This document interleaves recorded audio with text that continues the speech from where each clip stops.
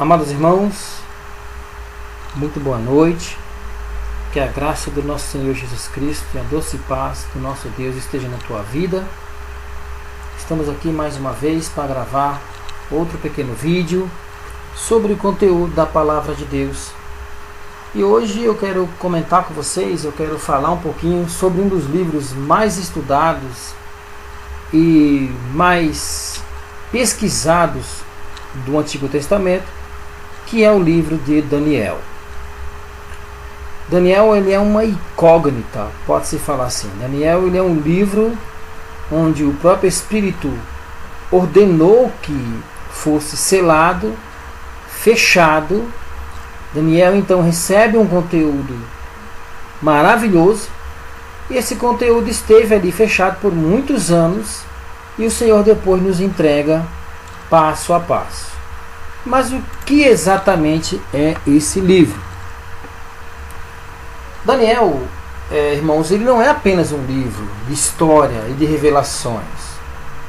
Ele não se trata de conteúdo apenas do povo antigo. Ele, por exemplo, ele não é apenas um livro apocalíptico, né? As pessoas chamam de o Apocalipse do Antigo Testamento.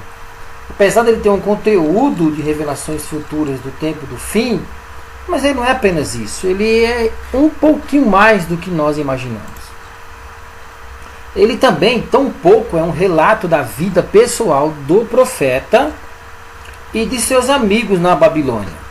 Jamais alguém pode deduzir que Daniel é apenas isso. Daniel, irmãos, na verdade, ele transmite uma mensagem. O livro, ele é uma mensagem quebrada em duas etapas. E é isso que eu quero ver com vocês em alguns vídeos. Eu imagino que deve dar aí pelo menos uns 4 vídeos sobre esse livro. Daniel, ele dá um recado, ele dá um aviso aos moradores, os habitantes da terra. E o recado é um só: o Senhor reina sobre tudo e sobre todos. Então, de uma forma ímpar, exclusiva, o pai pega 4 rapazes, Daniel e mais 3, introduz no império mais poderoso da época, Nabucodonosor e a Babilônia, e os 4 expõe aqueles rapazes a um treinamento peculiar de 3 anos. Nesses 3 anos, eles aprendem a língua dos caldeus, a ciência e a palavra, e aos 3 é dado todo o conhecimento da ciência, mas a Daniel é dado o dom de visão, revelação e interpretação de sonho. Essa mensagem, ela está em 2 dos mais influentes idiomas que nós conhecemos, das origens, que é o aramaico e o hebraico.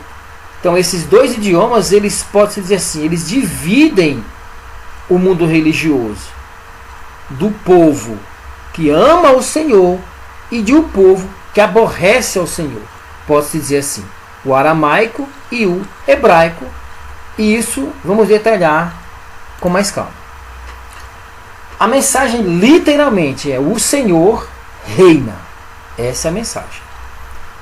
Em que exatamente está dizendo isso? Veja só.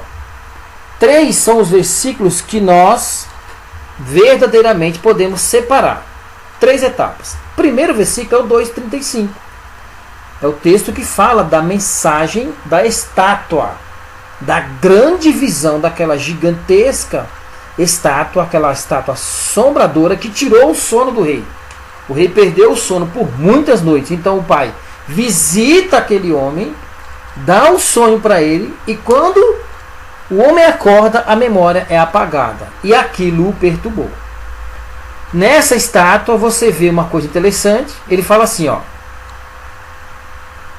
mas a pedra que feriu a estátua com os 4 impérios mundiais, que começou em Nabucodonosor e finda em Roma e se espalha até nós, se tornou grande monte, ou seja, esmiuça, esfarela aquela estátua e encheu toda a terra. Então, uma pedra representando Cristo, Salmo 118, a partir do 22, a pedra que foi rejeitada tornou-se pedra de esquina. Então, esta pedra, a rocha, a grande rocha, lançada sem mãos, que quer dizer uma doutrina, um ensinamento, um homem que não passou pela mão dos homens, com natureza divina, com conhecimento divino, em profunda intimidade com o Espírito de Deus, é a pedra que quebra todos os reinos e monta o seu reino eterno.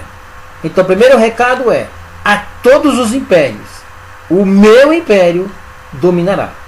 Agora, o recado é direto aos imperadores, ou seja, por maior que seja o imperador e o império, por maior que seja a nação e o seu presidente, o Senhor reina sobre eles. Lembrando que Nabucodonosor ele é uma representação em figura do próprio Satanás, que é o cabeça do sistema babilônico. Vamos falar com mais calma sobre isso. Então, nos 7 anos de castigo, na punição que o próprio Deus impõe a Nabucodonosor, devido à sua arrogância, Nabucodonosor fica 7 anos, some dos livros de história e passa a comer grama, e o corpo é transformado como de um animal.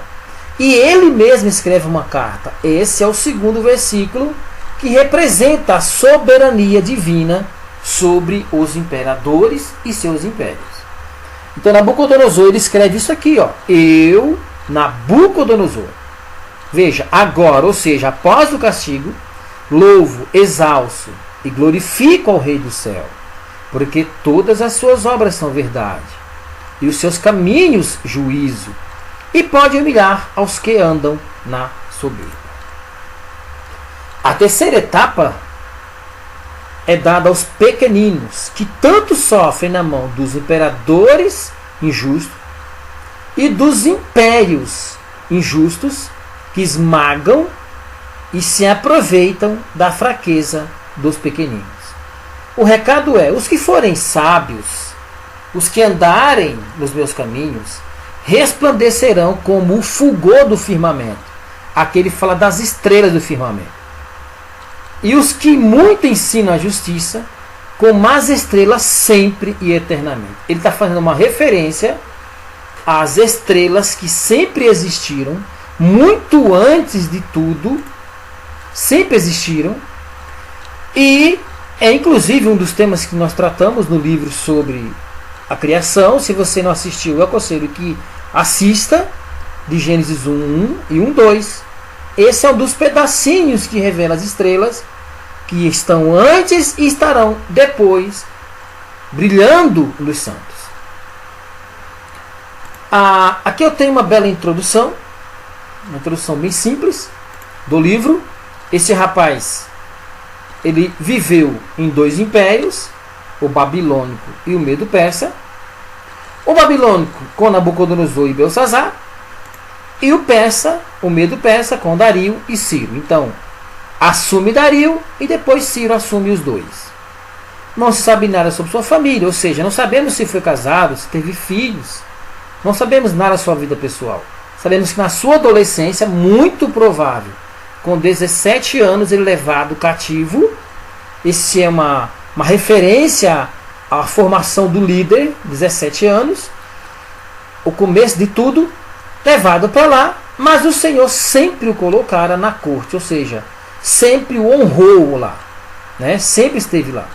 Então Daniel não era o cabeça, nunca foi o líder, mas sempre que tinha uma causa impossível, o Senhor era honrado pela vida desse rapaz, e ele sempre atribuiu as revelações, os segredos ocultos, na pessoa bendita do Pai. Viveu aproximadamente os 84 anos, conforme alguns livros, alguns dicionários. Cruzou os 70 anos do cativeiro, e essa é a parte triste que eu acho do livro. O Senhor nunca deixou Daniel retornar à sua terra natal. Nunca mesmo. Essa é uma parte que prova a fé desse rapaz, a sua fidelidade. O livro, irmãos, ele está escrito realmente em 2 idiomas. Então veja, do capítulo 1 até o 2:3, ele está em hebraico. Do 2:4 até o 7:28 está em aramaico. Aí do 8:1 ao 12:13 volta ao hebraico. Esse é um dos grandes mistérios desse livro, né? Por que o Espírito de Deus guiou Daniel nessa divisão? Isso é uma uma incógnita, mas que o Senhor acabou revelando aos poucos, e agora a gente vai conversar sobre isso também. Vamos lá. A divisão tradicional, nossos irmãos que organizaram e imprimiram o livro, eles preferiram separar assim. Dos capítulos 1 ao 6 ficou a parte da história. Então é a ascensão de Nabucodonosor, é o começo do império da Babilônia. O sonho da grande estátua, é o capítulo 2. Depois vem a arrogância de Nabucodonosor fazer a sua própria estátua e depois a sua lição. A punição do imperador no capítulo 4. O fim do Império Persa, o banquete de Belsazar, a mão de Deus, o dedo de Deus escreve na parede. E depois Dario e a sua cova que lança Daniel, lá no capítulo 6. A outra parte é a parte das revelações. Começa no capítulo 7, a visão dos 4 animais, do carneiro e do bode, as 70 semanas tão famosas, o tão citado jejum de 21 dias, e o fim do Império Persa e a ascensão do Império Grego, que vai a partir do capítulo 11, e os últimos tempos, o capítulo 12. É por isso que esse livro, a partir exatamente do 7 ao 12, ele recebeu o título de livro apocalíptico do Antigo Testamento, semelhante ao Apocalipse relatado por João. Então vamos lá. Um pouquinho sobre o aramaico, você vai entender por que é que Deus dá um recado nesse livro a todos os povos da terra no aramaico, na língua dos caldeus e dos sírios e dos povos da religião. É o idioma materno de grandes idiomas da terra, ou seja, o fenício, o árabe e o hebraico surgiram dele. Um dos idiomas mais antigos da terra, inclusive os cananeus.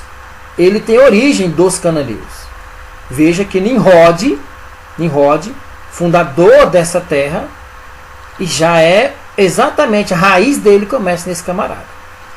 É o idioma religioso da antiguidade, falado inclusive por Cristo. Por exemplo, lá, quando ele fala Eloi, Eloi, lema sabachthani, é falado em aramaico esse pedacinho. É usado em rituais de feitiçaria. Por exemplo, várias palavras da magia, dos truques de mágica, são do aramaico. Um exemplo, o abracadabra, que quer dizer desapareça, né? Os truques de mágica lá. Agora vem outra parte dele. É usado em invocações de grandes entidades das trevas. Então esses demônios pequenininhos, esses que dão trabalho na igreja, não são chamados por eles. Há rituais poderosos através da simbologia ocultista. Por exemplo, a pirâmide, cabeça de bode ou bafomé, o olho de Horus, a cruz invertida, o uso do sol, o deus solo, Nimrod, neto de Noé, a deusa Lu, a Samíramis, o uso das estrelas, os astros, a astrologia e os astros, né? Por exemplo, os cavaleiros, os 12 cavaleiros, os 12 signos, tem todo um envolvimento, uma influência nos seres humanos através dessa simbologia ocultista, dessa invocação de espíritos das trevas. O livro, verdadeiramente, ele aplica duas mensagens. No aramaico, ele dá uma mensagem para o sistema babilônico. O que isso quer dizer? Não para o povo, mas para a filosofia babilônica. A filosofia babilônica que se estende por toda a terra. Ela afronta o Deus dos céus, já com Nimrod, quando ele resolve criar uma torre de Babel, em Gênesis capítulo 11. Essa torre quer dizer torre da confusão. O nome Babel, quer dizer Babilônia, terra de Siná, não exclusivamente ao Babilônia, mas à filosofia. Então uma falsa religião se instalou na terra, tendo como base os pilares a idolatria, a corrupção dos líderes, o suborno financeiro, o uso do crime e da força para crescer e o abuso dos pequeninos para chegar lá. Ou seja, o desejo deles sempre foi ser o dono de tudo na terra. Apocalipse 17 chama essa religião, a Babilônia, de a mãe da prostituição espiritual. A grande prostituta espiritual, que não é uma mulher, mas uma religião, uma falsa religião. No hebraico nós temos 3 mensagens. Essa é a parte que está do hebraico. A promessa de retorno de Jerusalém, ela seria cumprida. Daniel começa a chorar, começa a clamar ao Senhor, começa a examinar os livros de Jeremias, começa a ver que o cativeiro estava chegando ao fim, e ele já idoso, ele ora ao Deus dos céus, chora E começa então o Senhor entregar para Daniel que cumpriria a sua palavra, porque ele jamais volta nas suas alianças, nos seus pactos, conforme ali mesmo você vai encontrar a partir do capítulo 9 e capítulo 10.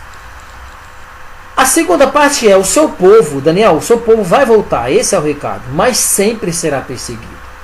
Nunca mais teria terra própria depois do cativeiro. Ou seja, esse povo sempre estaria sob um domínio estrangeiro. Seja os persas, sejam os egípcios, sejam os sírios. Por exemplo, com Antíoco Epifânio, sejam os romanos, sempre estariam embaixo da mão dos estrangeiros, devido ao seu erro e à sua dureza de coração. E o Messias chegaria para implantar o reino dos céus, mas em grande sofrimento, conforme Isaías 7,14, quando o Senhor dá um grande sinal ao rei Acaz, que uma virgem conceberá, ficaria grávida e daria à luz a uma criança, e esse homem seria o reino, ou rei de toda a terra. Contudo, no final, os santos do Senhor, no capítulo final, diz, olha, apesar do sofrimento, mas aqueles que me amarem herdarão o paraíso, serão recompensados. E os filhos das trevas que acham que estão por cima serão punidos e sofrerão eternamente. Veja, a organização dos capítulos, tirando o capítulo 1 que está no hebraico, se você for dar uma ordem aos fatos, ele fica assim. Os capítulos 2, 3 e 4 são sequenciais, não muda nada. No 2, você tem revelação dos impérios, como uma estátua. Ali Deus afronta todos os feiticeiros, todos os magos, todos os adivinhadores, tocando no seu cabeça e tirando o mistério, tirando a revelação do seu sonho. E eles põem agora a sua vida em xeque. Seriam mortos se não fosse a compaixão de Daniel e o amor de Deus pelos seus pequeninos. No 3 você vê a arrogância de Nabucodonosor, quando ele cria uma estátua. Aqui também tem um segredinho do pai. Por que Daniel não está nesse capítulo 3? Por que ele não está na grande estátua, na fornalha ardente? Vamos conversar sobre isso. Há um pouquinho ali, um melzinho do pai sobre isso. No capítulo 4, você vê a punição do grande imperador contada pelo próprio Nabucodonosor. Então ele conta a sua punição e deixa relatado. E isso entrou no livro. No 7, o próximo na sequência seria o 7. Então seria 2, 3, 4 e 7. Porque Belsazar sobe ao trono. Então, o pai dá a revelação em forma de estátua para o primeiro e dá para o sucessor dele, só que não em estátua, mas em animais. Mas esse sonho não é dado a Belsazar, é dado a Daniel. Mas foi no mesmo tempo, no mesmo período, mostrando que o Senhor ainda reina sobre os imperadores.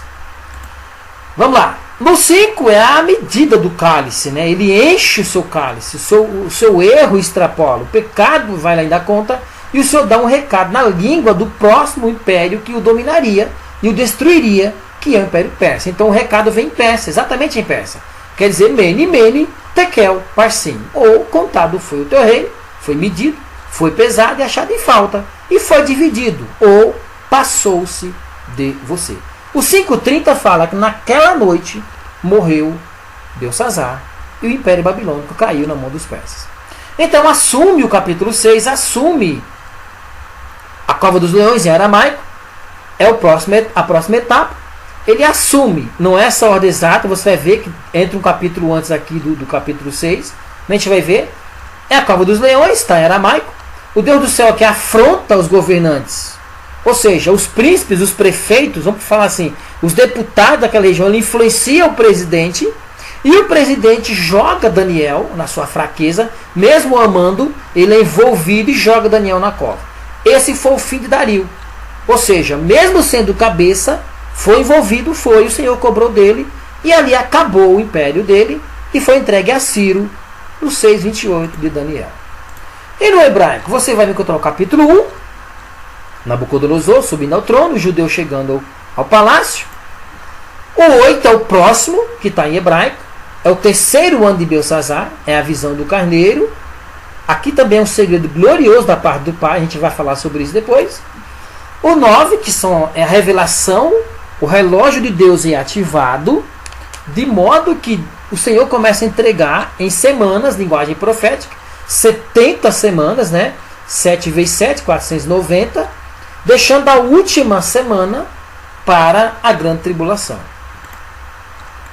Segunda parte, o capítulo 11, é o primeiro ano de Dario. Olha como os negócios mudam aqui. Ó. Então, na verdade, o capítulo de subida ao trono do 6, ele é colado no 11. Observe que ele é continuação do 9. Exatamente isso. Então, o 9 e o 11, ele é um texto só. É a continuação. O arcanjo Gabriel continua falando sobre o fim de tudo. O 10 é o terceiro ano de Ciro. Daniel agora está velhinho, está idoso. Então o Senhor pega Daniel, após um jejum de 20 dias, ele começa a chorar, pedindo que a palavra se cumprisse. Daniel, muito provável aqui, somando o cativeiro mais a idade, já passou aqui dos 84 anos de vida. Veja como os negócios, como as datas são interessantes. A revelação futura do povo judeu é entregue aqui. O 10, ele é colado no 12, é o mesmo texto. Então o arcanjo continua falando. Ou seja, no jejum de 21 dias, há uma guerra espiritual para que demônios não deixem que Daniel receba o mistério, e muito menos o povo judeu volte à sua terra. Porque esse povo unido, Deus sempre bradou no meio deles. Então o inferno jamais deixaria facilmente esse povo voltar para a sua terra. É a revelação do fim, é a grande tribulação, é o surgimento do anticristo e a vitória final do povo santo e escolhido. Então eu tomei a liberdade de ordenar os capítulos pela ordem de data. Então seria assim, ó. O primeiro é o 1 no hebraico, o 2 está no aramaico, o 3 e o 4 no aramaico. No 1, Nabucodonosor sobe ao trono. Depois vem a revelação dos impérios, como nós falamos agora há pouco. O 3, a sua estátua da arrogância. No 4, a sua punição. O próximo na sequência que você vai encontrar é o capítulo 7. Então o 7, o 8, o 5 e o 9 seria a sequência dos fatos. No 7, Belsazar sobe ao trono. No 8 é o terceiro ano dele, depois de 3 anos. Nos tempos dele, Daniel recebe a visão. No 5 é o grande banquete, é o fim dele. E aí acabou o Império Babilônico. O 9, Dario sobe ao trono. Olha que coisa linda. Dario sobe ao trono aqui no capítulo 9. Então veja que entre o 5 e o 6 está o 9. Porque Dario sobe. No capítulo 11 é o primeiro ano de Dario. No capítulo 6 é o fim de Dario. Veja que coisa linda. Então o 11 é o primeiro ano de Dario. Ele continua na revelação do capítulo 9. É um texto só. O 6 é o fim de Dario. Dario, ele cede à pressão. E naquela noite, Ciro recebe o poder sobre todo. Ele toma de conta dos dois impérios. E as nações, os medos e os persas, ficam sob o comando de Dario. Desculpa, do Ciro. Ciro, que Deus, o Senhor chama de meu servo. Né? Meu servo, lá em Jeremias, ele chama meu servo.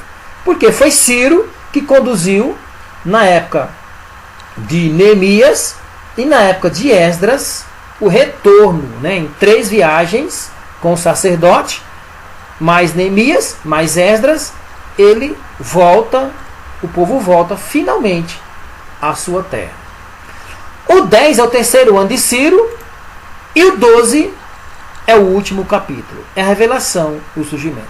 Essa é a ordem, tá? Essa é a introdução. Mas, irmãos, esse livro, ele traz uma lição preciosa. O Pai, ele dá um tesouro. A palavra correta é tesouro de Deus para nós. Por isso ele é tão difícil de entender. Por isso requer muito clamor, muita oração, intimidade com o Pai para poder falar sobre um pouquinho desse livro. Não tem como saber sobre tudo esse livro. Tem muita coisa aqui escondida. Mas o Senhor, ele dá uma lição sobre nós. Primeiro, esse menino, ele viveu, irmãos. Ele conviveu dentro do império mais corrupto, mais idólatra, mais sanguinário que o mundo antigo já viu. Que virou, inclusive, uma filosofia. A religião babilônica. A podridão, o rio podre da Babilônia. Mas ele conseguiu permanecer fiel até na sua velhice ao nosso Deus. Ou seja, ele dá um recado. Mesmo vivendo no império, ou numa cidade, ou num bairro podre, numa nação corrompida, é possível guardar as leis do Senhor. grande lição desse livro ele diz assim, olha, é possível conviver em ambientes que foram corrompidos. Você pode trabalhar numa empresa, meu amado, que não ama. A maioria é ladrão, é corrompido, é salteador. É possível você conviver com essas pessoas, não andar nas rodas deles, mas ter contato social, ter amizade com eles, mas não participar dos seus erros, dos seus enganos. É possível estar submisso a líderes, tanto pastores que perderam a visão espiritual e o seu coração está sujo, como patrões que só desejam apoderar-se e usufruir da força dos seus pequenos, dos seus empregados, para ficar mais podre de rico. É possível estar submisso a eles, mas permanecer fiel. É possível morar até numa casa, irmãos, que não ama o Senhor. Só você ama a Deus ali. É possível, mas você continuar firme lá dentro. O pai, a mãe, os irmãos, a família. É possível permanecer lá. É possível ter um cônjuge rebelde, servir ao Senhor, casado com alguém que não ama ao Senhor, não tem o amor que você tem, não teme ao Deus dos céus, mas você permanece fiel e guarda a sua fé. O grande recado desse homem é o que é ensinado por Salomão em Provérbios 4:23. De tudo que você guardar, dos seus tesouros, do seu patrimônio, do seu dinheiro, do teu título, do teu cargo, que uns matam para não perder o cargo, da tua cadeira, da tua força física, do teu corpo. Você malha para conseguir um peito, para conseguir coxa, para conseguir um corpão. Então, de tudo que você guarda, do seguro da casa, do seguro do carro, do seguro da vida, da educação dos teus filhos, você trabalha tanto para guardar, para dar um futuro para os seus filhos, mas de tudo que você guardar, o recado é esse: guarda o teu coração. Mantenha a tua fé. O recado desse rapaz é o que Cristo repete em Mateus 10, a partir do 32. Se aquele que confessar diante do Pai, aquele que me confessa diante dos homens, eu o confessarei diante do Pai. Mas aquele que me nega diante dos homens, eu também o negarei diante do Pai. É uma lição preciosa, porque em Romanos 14, Paulo diz que está escrito, se não me engano, a partir do versículo 11, que todo joelho se dobrará. Todo joelho, sem exceção. Todos estarão sujeitos ao império divino. E é o que diz Hebreus 10, a partir do versículo 38. Porque o meu justo viverá pela fé. Mas se ele recuar, a minha alma não tem prazer nele. É um livro lindo. Eu não sei como é que está a sua fé. Não sei como está. Mas olha o exemplo desse rapaz. O pai nunca deixou os seus desamparados. Ele sempre esteve do lado. Crer no Senhor, confiar no Senhor, nunca foi prejuízo, nunca foi perca. Sempre foi ganho. Meu amado irmão, que Deus abençoe sua vida. Que esse vídeo possa ajudar você, possa conduzir você. Serão vários livros, vamos falar sobre o aramaico depois, sobre o hebraico, os textos, os versículos. Vamos tentar esmiuçar pouco a pouco com a graça de Deus para atingir o alvo, que é pregar a palavra do Pai. Fique na santa paz, Deus abençoe cada um.